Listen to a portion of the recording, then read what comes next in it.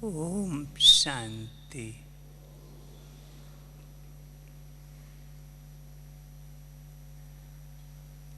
हम सब ऊंचते ऊंच भगवान के बच्चे, ऊंच लक्ष्यधारी आत्माएं हैं।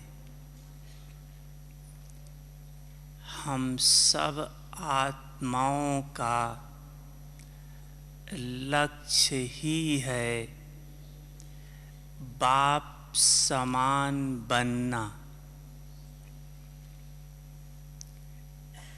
गीता में लिखा है कि भगवान कहता है कि ज्ञानी तो आत्मा मुझे अति प्रिय हैं,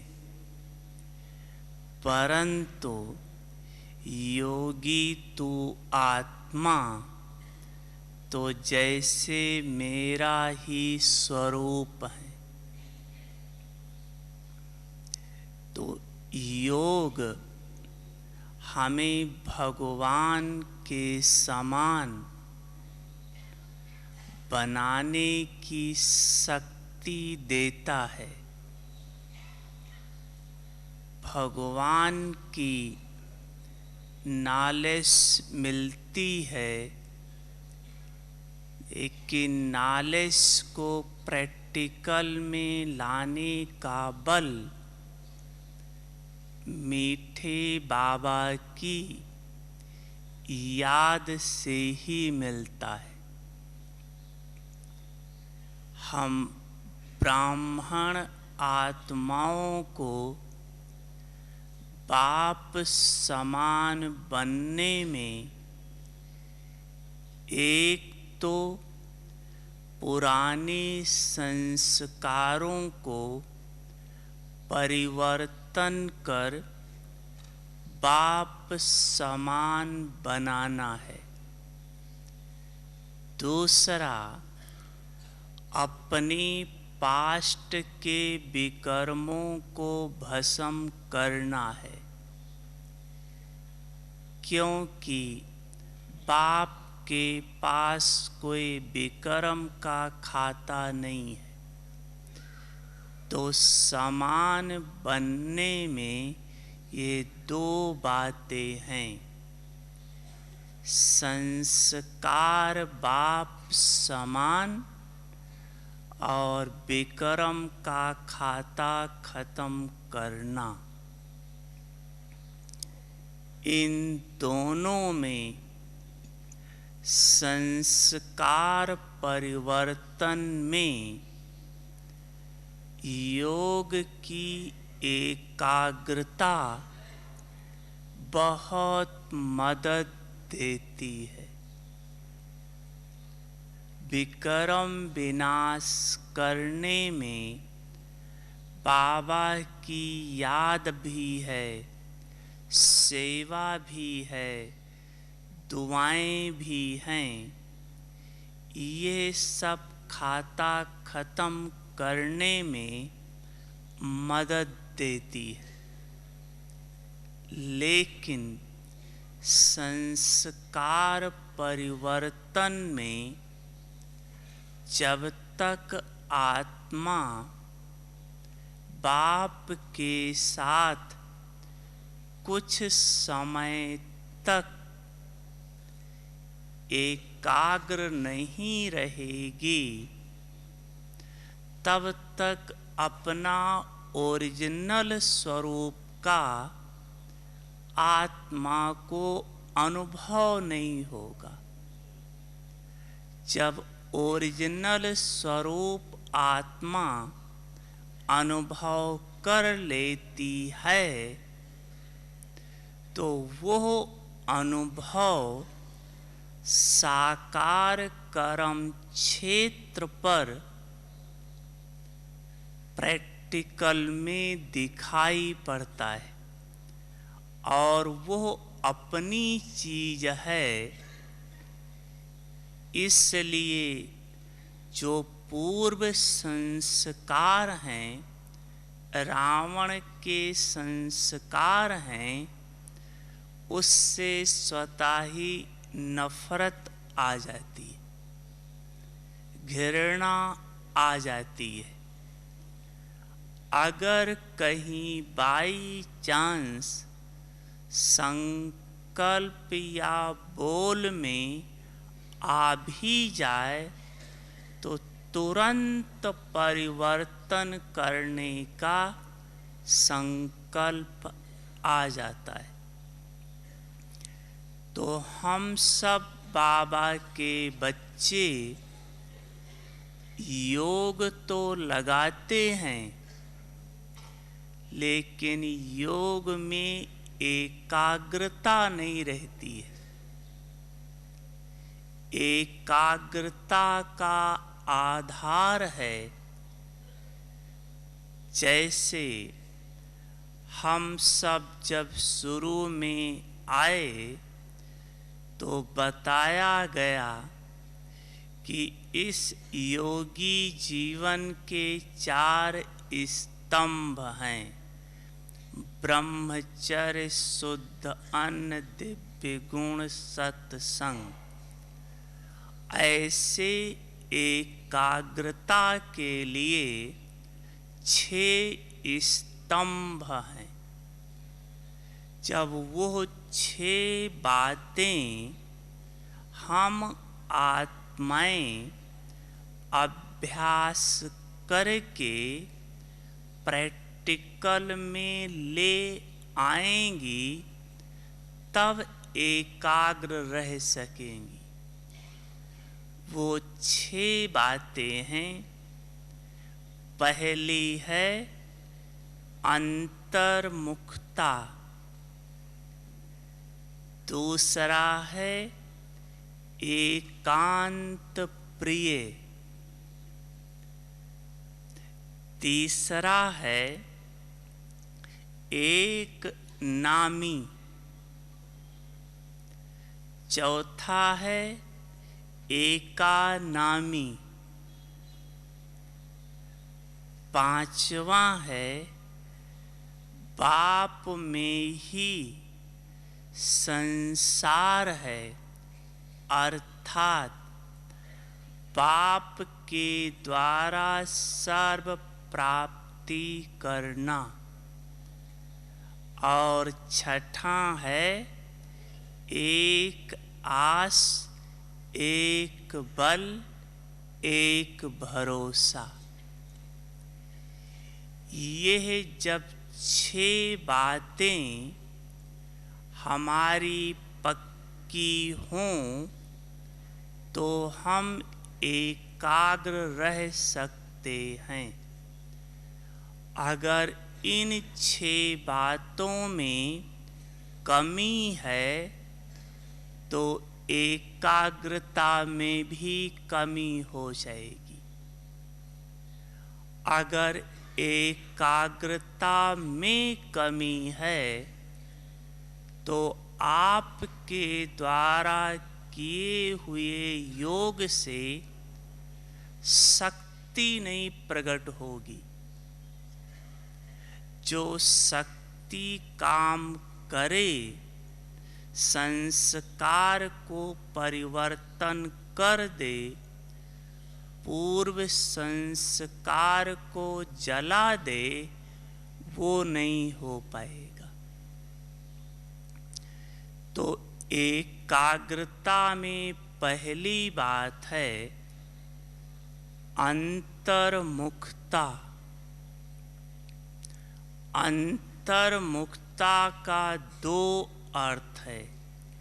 एक है अंतर अर्थात भेंट करना, दोनों में क्या अंतर है। और दूसरा अंतर्मुखता अर्थात जो अंदर आत्मा है उसकी तरफ मुख अर्थात ध्यान हो। तो बाहर मुखता और अंतर्मुखता, इन दोनों का कंट्रास्ट अगर करते रहो स्वयं में कि बाहर मुक्ता से आत्मा को कितना नुकसान है और अंतर्मुखता से कितनी प्राप्ति है, अगर यह अंतर आप करते रहो तो अंतर्मुखी बनने में आपको यह पॉइंट बहुत मदद देगी। जैसे बाबा कहता है, अंतर्मुखी आगे क्या कहता है? अंतर्मुखी सदा अति इंद्रिय सुखी। तो देखो, अंतर्मुख में सदा मुझ आत्मा को अति इंद्रिय सुख मिल रहा है। बाहर मुक्ता में बाहर की इंद्रियों का सुख है, जिसको देह भान कहते हैं, नुकसान है। और अंतर्मुक्ता में देह भान की इंद्रियों से परे आत्मक स्वरूप की स्थिति के द्वारा परमात्मा से सुख प्राप्त करना, इसको अति इंद्रिय सुख कहते। तो एक तो कंट्रास्ट करो, दूसरा अंतर्मुखी अर्थात जो अंदर आत्मा है, उस आत्मा की तरफ अटेंशन दो कि आत्मा का कल्याण कैसे होगा, उसके बारे में सोचो। आत्मा का कल्याण है ही आत्मक दृष्टि रखने से, आत्मा का कल्याण है ही बाबा के श्रीमत पर चलने से, आत्मा का कल्याण है ही ईश्वरीय सेवा करने से, अर्थात बाप और बाप के द्वारा दिए हुए ज्ञान के बारे में सोचना ही अंतर्मुखता है। ऐसे अंतर्मुखी बाहर के वायुमंडल से सेफ हो जाते। ऐसे अंतर्मुखी को अंडरग्राउंड कहा जाता है। जैसे लौकिक दुनिया में अंडरग्राउंड जो चले जाते हैं, बाहर से सेफ हो जाते हैं, ऐसे अंतर्मुखता वाली आत्मा बाहर के वायुमंडल अर्थात माया के वायुमंडल से रावण का राज्य चल रहा है, इसके वायुमंडल से सेफ रहते। तो पहले देखो कि हम आत्माएं अंतर्मुखी हैं, अटेंशन इस पर। दूसरी बात है एकांत प्रिय। एकांत प्रिय का यह अर्थ नहीं है कि सब काम धंधा छोड़कर सबसे किनारा करके एक जगह जाकर बैठ जाओ, ये नहीं अर्थ है। एकांत का अर्थ है, अंत का अर्थ है उसके आगे और कुछ है ही नहीं। तो एकांत अर्थात एक बाप के आगे और कोई चीज है ही नहीं, इसको कहा जाता है एकांत। बाप कहाँ रहता है, बाप का कर्तव्य क्या है, बाप का रूप क्या है, बाप का गुण क्या है, ऐसे बाप के बारे में सोचते रहना। बाप से जो सुना है वही सुनाना है, जो बोला है वही बोलना है। इसके बारे में ही सोचना और करना, इसको कहा जाता है एकांत प्रिय। समय मिलता है जरूर सबसे न्यारे बनकर एकांत में बैठकर अशरीरी होने का अभ्यास करो, वो भी अच्छा है। लेकिन हम सब कर्म योगी हैं, कर्म क्षेत्र पर हैं, तो कर्म तो करना ही पड़ेगा। संसार के बीच में रहना ही पड़ेगा। लेकिन यह सब करते हुए एकांत में रहे। कईयों को एकांत बड़ा मुश्किल लगता है।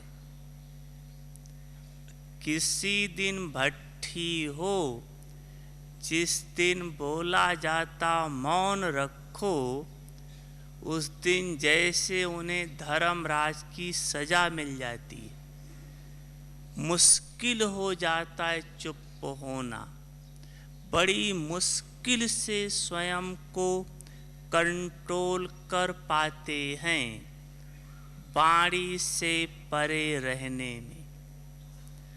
कईयों को संगठन में हंसना, बहलना, बोलना ये ज़्यादा अच्छा लगता है। ऐसे लोग एकांत प्रिय नहीं हो सकते। देखो, आत्मा एकांत प्रिय है। आत्मक स्वरूप में आओ तो ना शरीर है, ना शरीर से संबंधित कोई चीज है, बस आत्मा है। और आत्मा का संसार परम आत्मा है, उससे सब कुछ लो। एकांत प्रिय बनो। तीसरा है एक नामी बनो। एक नामी का अर्थ है आपके अंदर हर श्वास में, हर संकल्प में एक का ही नाम हो। जिसको बाबा कहता है आपका अजपा जाप चलता रहे, एक नामी। दूसरा एक नामी का अर्थ है कि यह अंदर से पूरा अटेंशन हो कि हमारे हर कर्म इंद्रियों से वो एक का ही नाम दिखाई पड़े, अर्थात एक बाबा दिखाई पड़े। ऐसा ना अनुभव हो कि यह भाई ऐसा है या ये बहन ऐसी है, लेकिन महसूस हो कि यह भाई अथवा बहन देह भान से न्यारी है, अलौकिक है। आप में बाप दिखाई पड़े, यह अटेंशन चाहिए। जरा सा भी यह संकल्प ना आए कि मेरा नाम हो या मेरा शान हो, कुछ भी नहीं, बस बाबा बाबा बाबा। स्वयं को इतना मिटा दो कि जैसे कुछ है ही नहीं, बस मेरी जगह बाबा है, इतना एक नामी बन जाओ। एक का ही नाम हो मेरे द्वारा, और मेरे मन बुद्धि या मुख पर एक का ही नाम हो, मीठा बाबा, मीठा बाबा। बाबा मुझको कितना श्रेष्ठ बनाया, कितना महान बनाया, वाह मेरा श्रेष्ठ भाग्य बनाने वाले मीठा बाबा, वाह।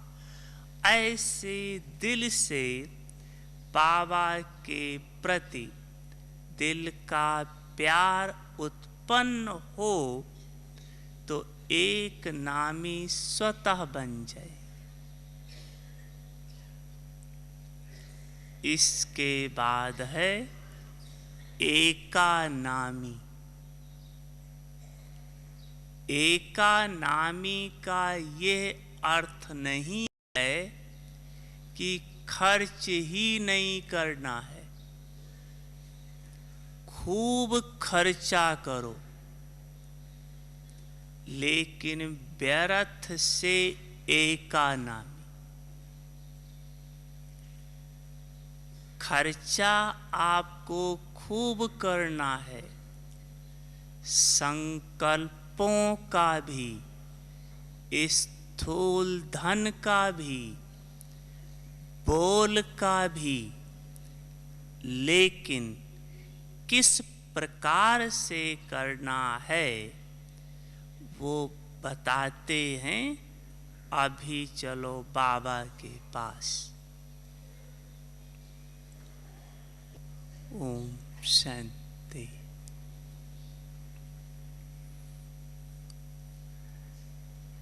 हम सब आत्माओं को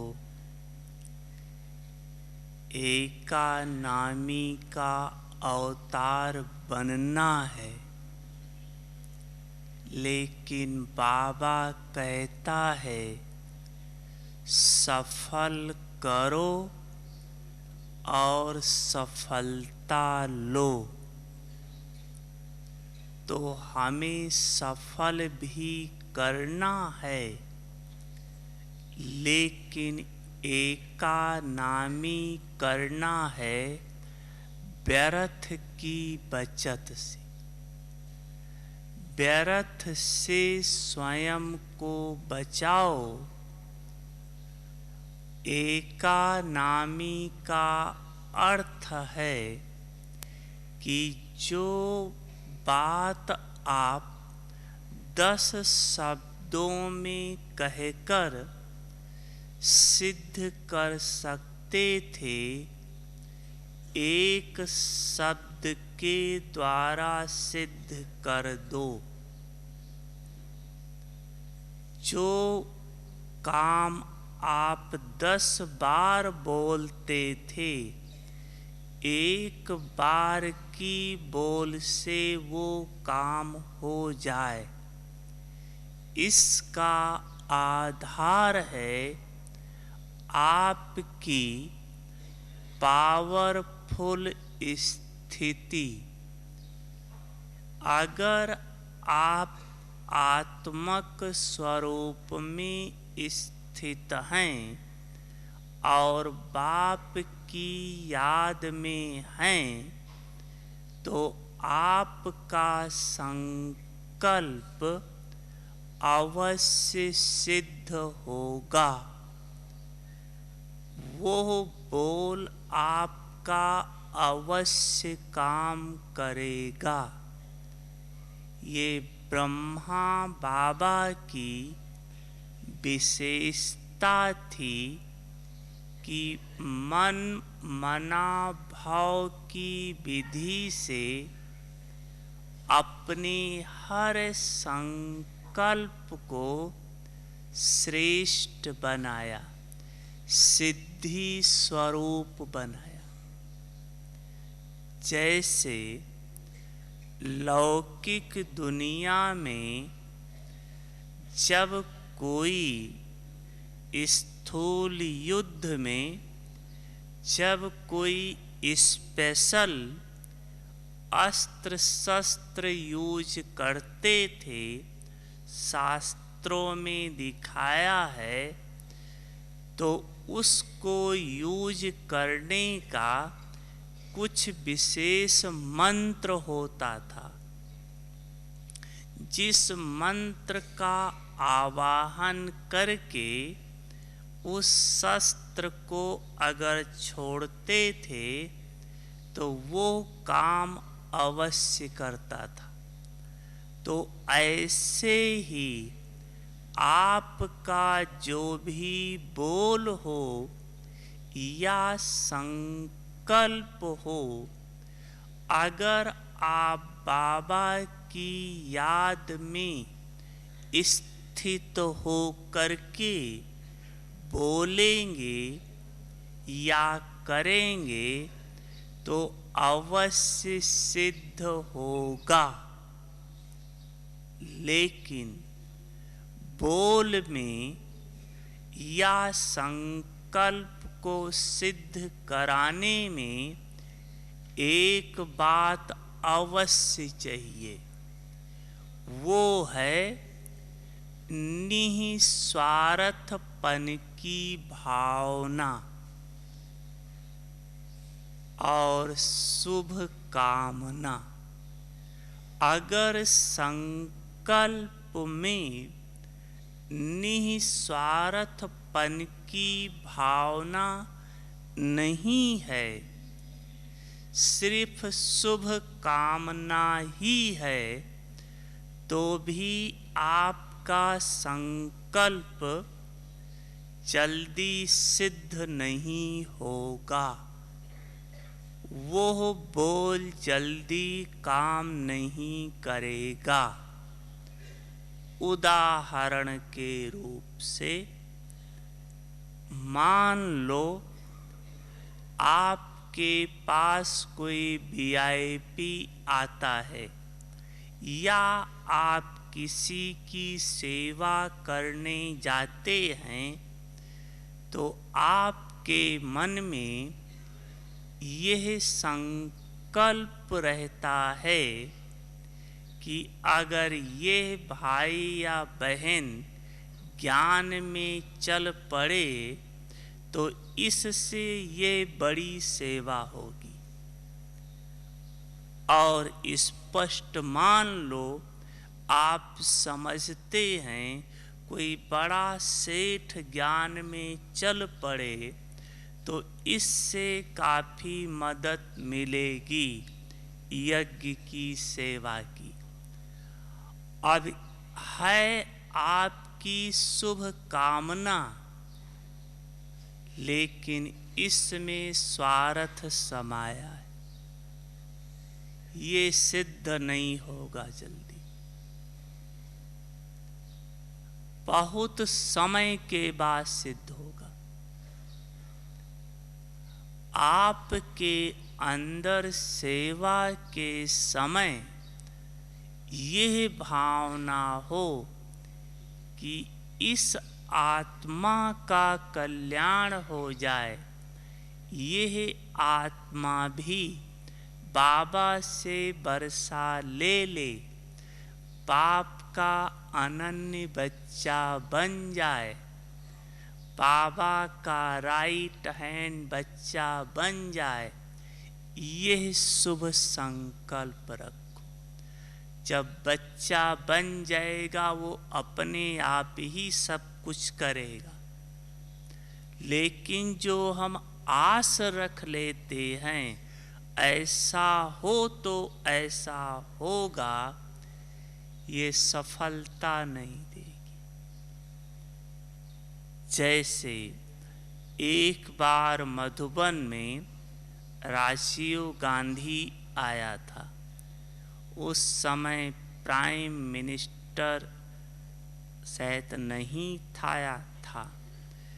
तो जब आया और गया तो बाबा ने कहा था उसको आप लोगों ने प्राइम मिनिस्टर की दृष्टि से देखा था या आत्मक भाव से देखा था? अगर प्राइम मिनिस्टर की दृष्टि से देखकर ऐसा सोचकर व्यवहार किया होगा तो उसको इतनी प्राप्ति नहीं हुई होगी। अगर आत्मा समझकर देखा होगा तो उसको काफी प्राप्ति हुई होगी। तो इसमें हमें एकानामी का अवतार बनने में समर्थ स्थिति बहुत मदद देती है। अगर स्थिति समर्थ नहीं है तो एकानामी का अवतार बन नहीं सकते। क्यों? क्योंकि आपको सेवा भी करनी है, अपनी ऊंची स्थिति भी बनानी है। अब अगर ऊंची स्थिति में स्थित नहीं हैं तो कितनी बार आपको बार बार वो संकल्प करके वहां तक जाना पड़ेगा। और अगर ऊंची स्थिति है तो एक या दो ही संकल्प में उस स्थिति को प्राप्त कर लेंगे।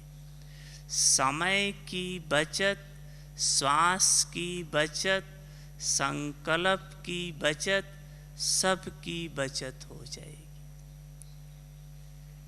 लेकिन अगर स्थिति ऊंची नहीं है, आत्मक स्वरूप की स्थिति और बाप की याद उसमें नहीं समाई है तो ज़्यादा खर्चा करना पड़ेगा हर एक चीज में। इसलिए एकानामी का अवतार बनने के लिए विशेष अटेंशन दो कि आपके हर संकल्प में बाप की याद समाई हो।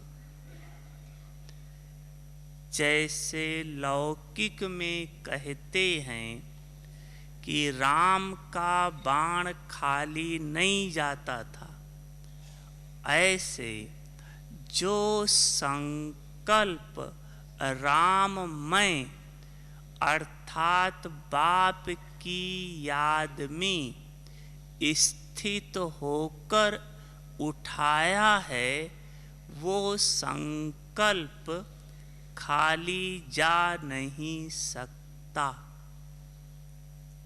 उसके लिए ज़्यादा मेहनत या खर्चा नहीं करना पड़ेगा।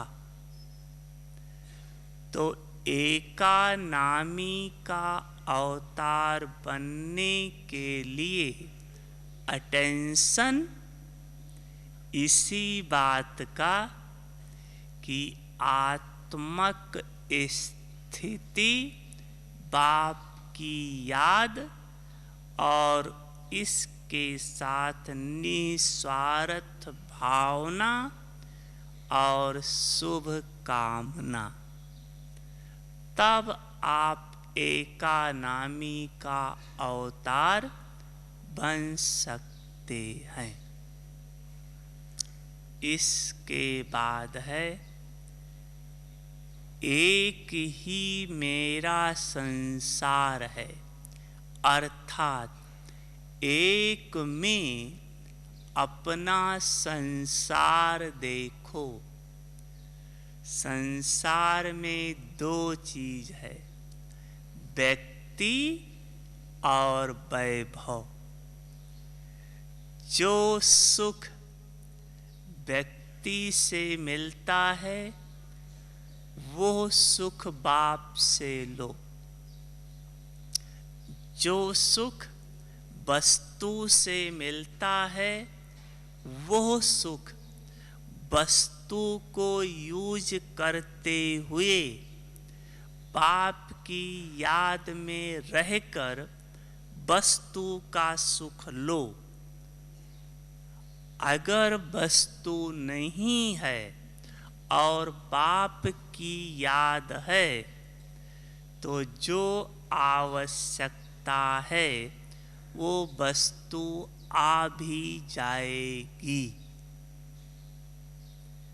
कोई भी बाप ऐसा है ही नहीं जो अपने बच्चे को दुखी देख सके। आपका कर्म का खाता है, राइट है, लेकिन बाप समर्थ है, सब कुछ कर सकता है। सिर्फ एक चीज चाहिए। अगर इस ब्राह्मण जीवन में किसी को किसी भी प्रकार की कमी है, किसी भी प्रकार की कमी है, उसका कारण है आपने अभी तक उस चीज को आप जितना कर सकते हैं भगवान के प्रति किया नहीं है। इस कारण से भगवान आपको दे नहीं पा रहा है। बाबा देना चाहता है लेकिन दे नहीं पा रहा है। एक उदाहरण देकर समझाता हूँ। आप लोगों ने कृष्ण और सुदामा की कहानी सुनी है। दोनों गहरे मित्र थे और श्री कृष्ण सुदामा में अंतर इतना था कि सुदामा अति गरीब और श्री कृष्ण अति अमीर। श्री कृष्ण ये जानता था कि सुदामा की दशा बहुत खराब है। ये उसे महसूस भी होता था, जानता था। और श्री कृष्ण के पास अथाह धन था, वो सुदामा को दे सकता था, लेकिन क्यों नहीं दिया? क्यों नहीं दिया? दे सकता था, सक्षम था, लेकिन नहीं दिया। जब तक 2 मुट्ठी चावल नहीं खाया तब तक कुछ दिया नहीं।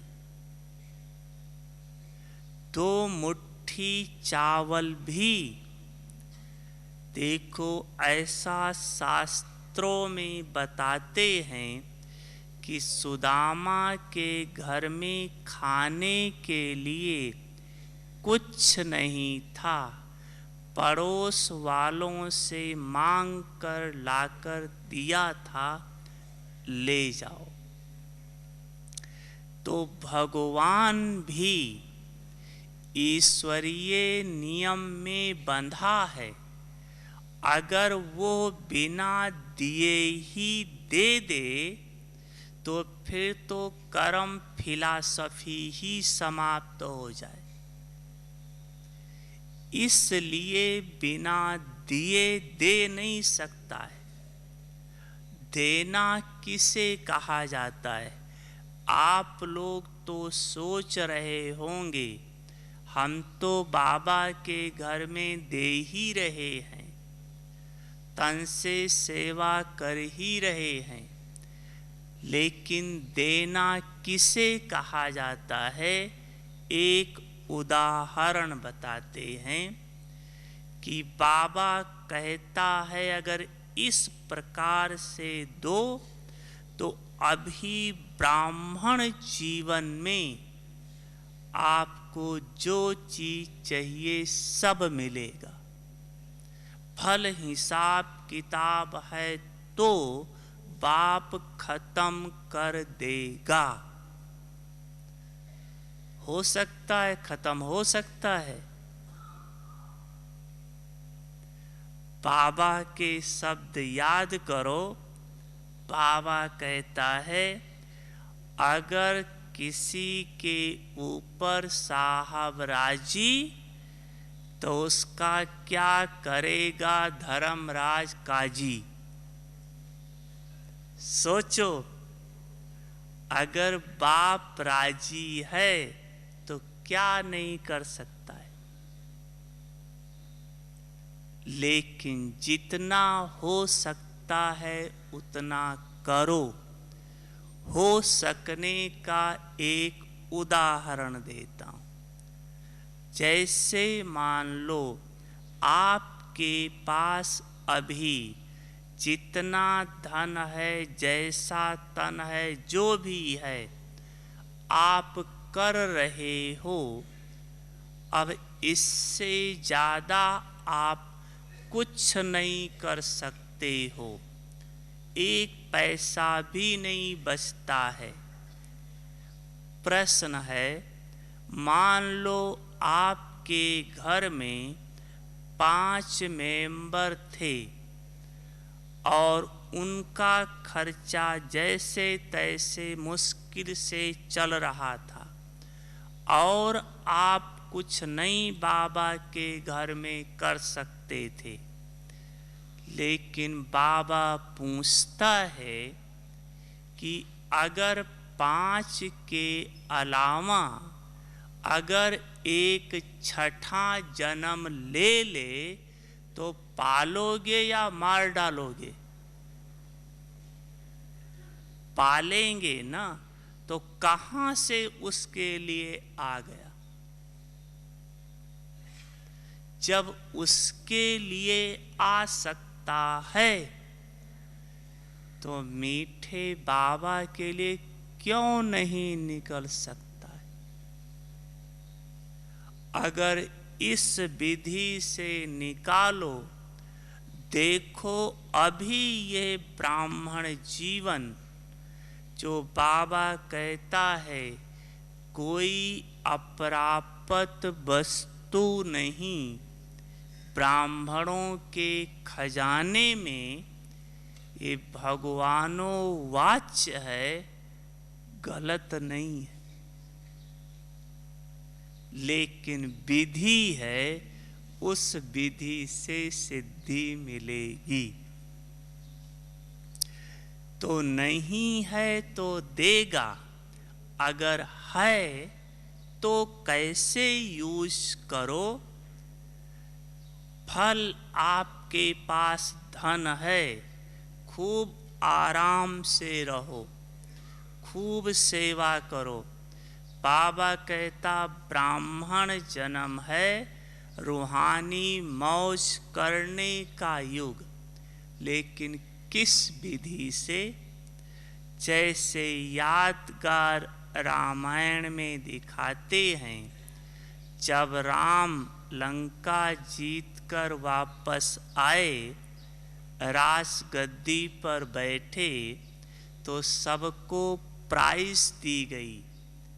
हनुमान जी को कुछ नहीं मिला था, तो सीता जी ने अपना हीरा मोती का जो बहुमूल्य हार था वो दे दिया हनुमान जी को। हनुमान जी ने सारा हार देखा और देख करके फिर एक एक मोती हीरे के दाने को दांत से तोड़कर देख देख कर फेंकते गए। सबने कहा क्या कर रहे हो? तो बोला कुछ नहीं, मैं तो इसमें देख रहा था, कहीं राम जी का फोटो नहीं दिखाई दे रहा है। तो जिस चीज में राम का फोटो ही नहीं है वो मेरे काम का नहीं है।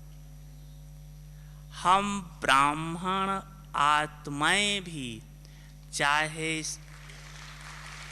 सोना है, चाहे हीरा है, चाहे लोहा है, कुछ भी है, जिस चीज में बाबा की याद आती है, जिस चीज से बाबा की सेवा होती है, खूब खाओ, खूब यूज करो।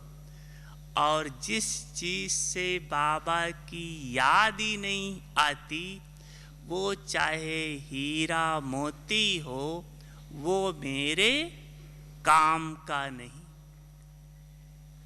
जिस चीज में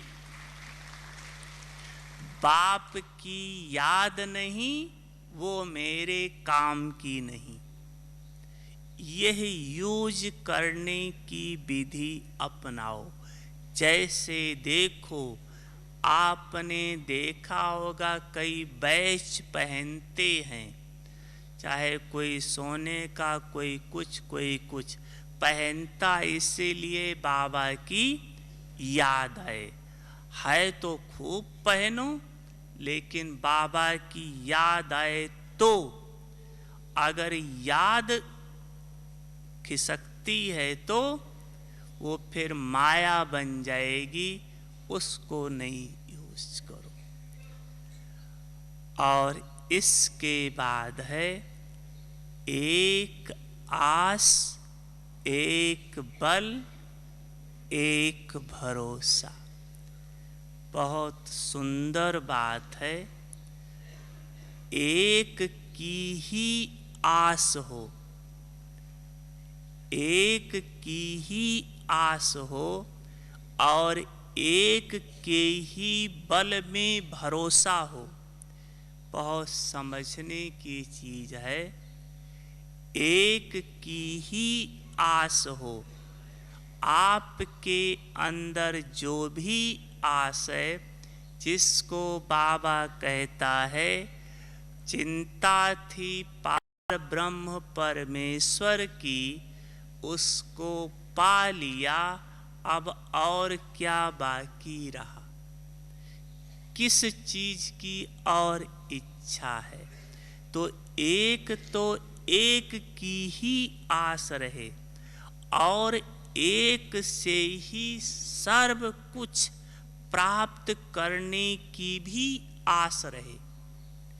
किसी देहधारी से कुछ लेने की आस न रहे, एक से ही सब कुछ लेने की आस रहे।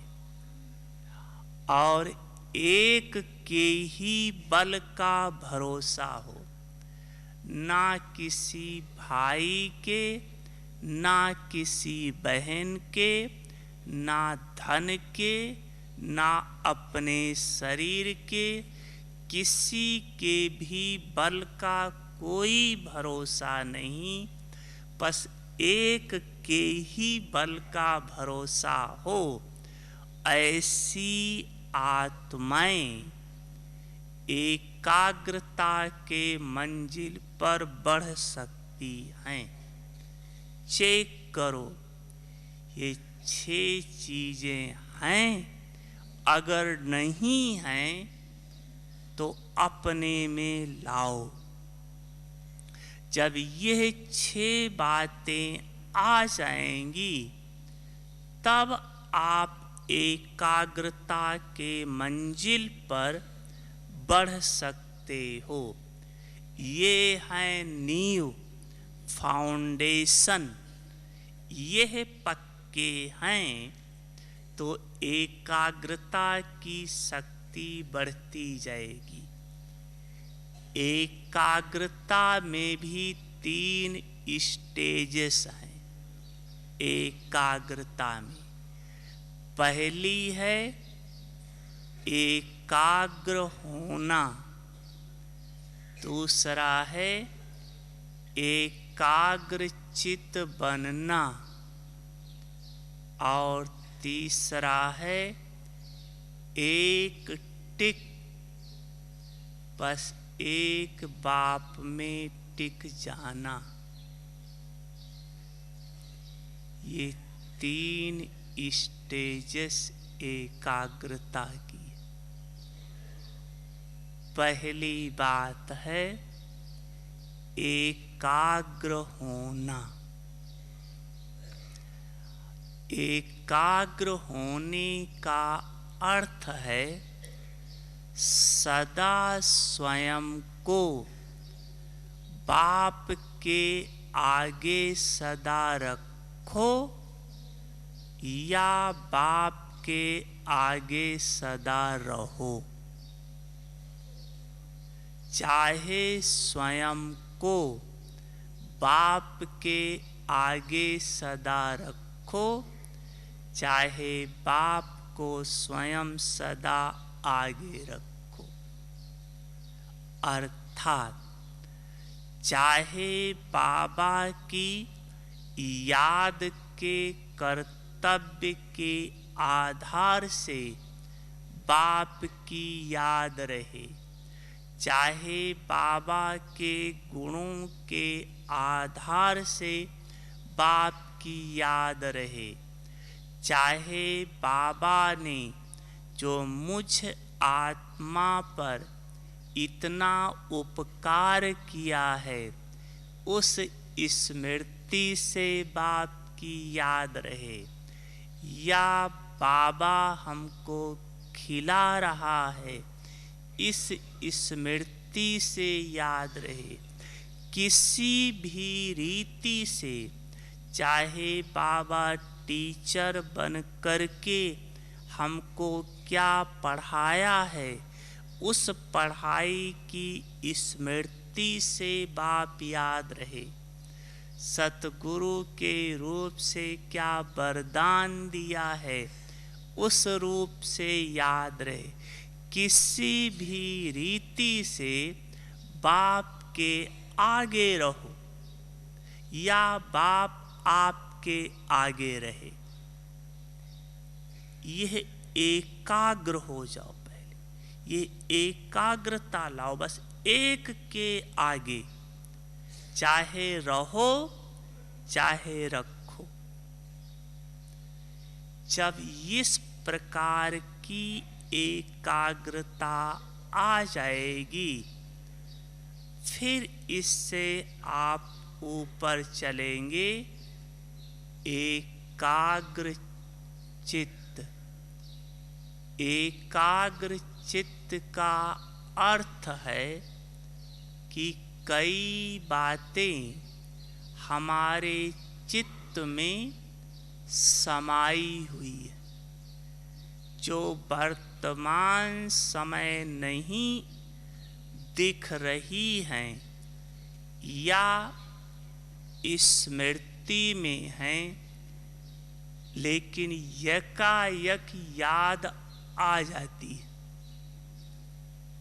तो जो यकायक याद आ जाती हैं या कर्म में आ जाती हैं, बोल में यकायक आ जाती हैं, ये हमारी वृत्ति में भरा हुआ है। वृत्ति में कैसे भरता है? मान लो आपके सामने अभी कोई घटना घटी है, आपने उसको पहले देखा, सुना, थोड़ा चिंतन चला, उसके बाद आपने डोंट केयर कर दिया, दूसरी सेवा में, दूसरी बातों में लग गए, वो भूल गए। लेकिन आपकी वो पॉइंट वृत्ति में हिसाब किताब के आधार से रह गई। कभी न कभी जब वैसा वायुमंडल आएगा जिस बात के कारण वो वृत्ति बनी थी, वो स्मृति में आ जाएगी और आपकी एकाग्रता को तोड़ देगी। तो जब आप स्वयं को सदा बाप के आगे रखने का अभ्यास करेंगे, इस अभ्यास से आपके चित्त में भी जो बातें हैं वो खत्म हो जाएंगी और आत्मा एकदम प्योर होकर बाबा के पास बाप की याद में टिक जाएगी। जितनी देर चाहो टिके रहो, वहीं बैठे रहो। कुछ हिसाब किताब ही नहीं, जो नीचे का संकल्प आए भी। ऐसी एक टिक अवस्था बाप समान बहुत जल्दी बना देगी। सब हिसाब किताब खत्म करा देगी, जो बाबा चाहता है। तो इस प्रकार योग की एकाग्रता से स्वयं को बाप समान सहज बना सकते हैं। अच्छा, ओम शांति।